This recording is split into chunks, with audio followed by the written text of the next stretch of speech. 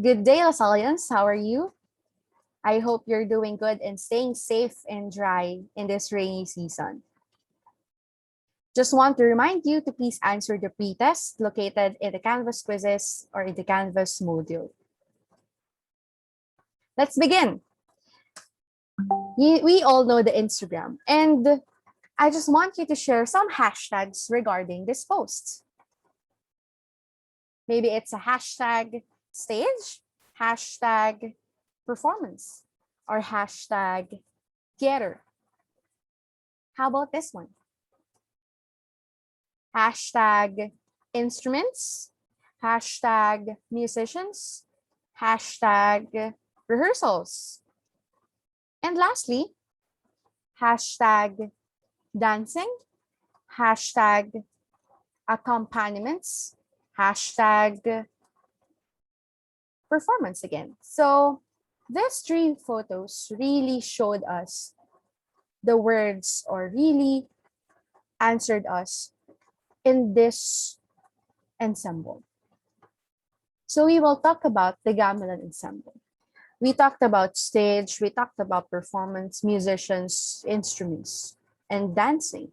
So gamelan ensemble is an ensemble or a group of instruments played by those musicians using percussion instruments. And this gamelan ensemble has a really good function. It just does not accompanies the dances, but it also has a certain function in the community, especially in Indonesia. So there are three main kinds of gamelan. We have Javanese, Balinese, and Sundanese. Geographically speaking, they are divided into three. We have the Sundanese gamelan. The Sundanese gamelan is the one that we will talk about later. And these three gamelans differ to each other. But how? How do they differ? First is their musical composition. They differ in their own kinds of composition, whether it's about love, courtship, religious purposes, ceremonies, and others. They have their own usage of scales. If in the West, they have the 7 diatone scale or the other kinds of scale, in Indonesia, they also have their own. Instrumentation from the words for the words instrumentation is the set or the arrangement of instruments that you will use for the certain gamelan.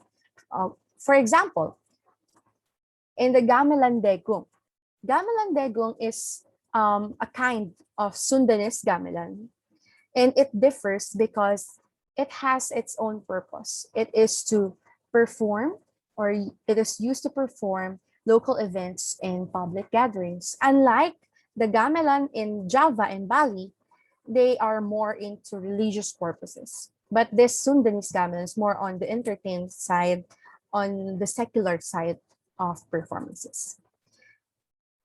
Let's see the instrumentation of the gamelan degong. We have gongs, set of gongs, xylophone-like instruments, drum-like instruments, and a flute. So what are those? What are those? Number one is bonang. Bonang is a bronze kettle or set of bronze kettle gongs that are laid in a horizontal frame like this one on the picture. It is played using a hammer or a mallet to produce a sound. And it's like the instrument in the Mindanao called kulintang, the one that we have discussed last year. And it has the same function. Okay, and the pitch of each gongs here are not exact. Unlike the Western instruments like the xylophone, the lyre, the saxophones, the flutes, these instruments in the gamelan has no exact pitch. Next will be SARON. SARON is like a xylophone instrument. But as you can see, it has a bigger mallet, and the body of the SARON is decorative, and it really does not just for aesthetic. It is also for the sound itself. The body of the saron makes the sound more amplified and more resonated. Next is JENGGLONG. JENGGLONG is a set of gongs hanged in a rack like this one in the picture, and it really gives a very good resonating or vibrating sound when you hit the gongs, right? And 2 or 3 players can play this JENGGLONG together with their padded mallets. Next one will be gong and kempul. This gong is the largest one and the kempul is the smallest one in the ensemble. This is the heart of the gamelan. And this one gives morely on the drone side or drone sound or the bass sound of the ensemble. Remember that if we say ensemble, they are playing as one. The group of musicians playing each of the instrument together, depending on their usage of skills and their compositions.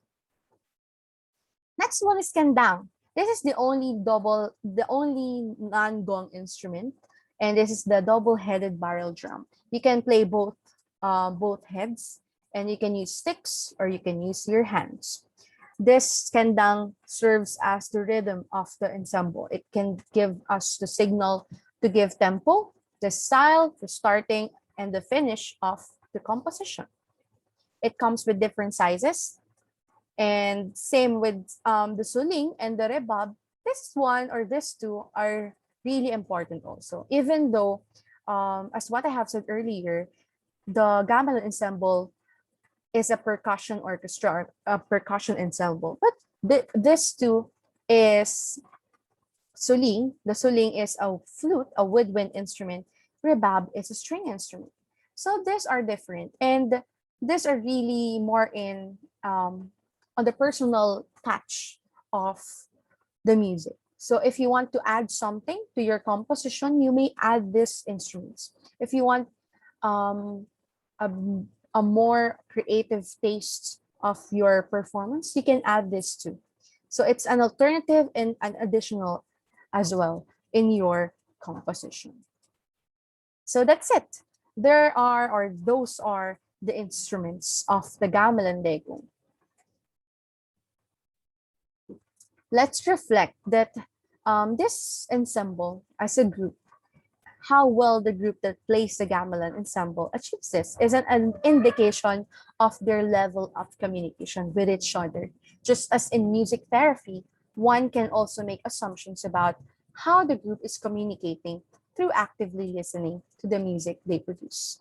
So let's reflect that it's not only they want to play music and to show it to others, but it's how the group itself perform it together, on how they communicate with each other, on how the relationship was going through themselves. So I hope that only in the music making, we are also communicating with everyone, with our parents, with our family, with our teachers, with our friends, with our online friends now in our virtual world.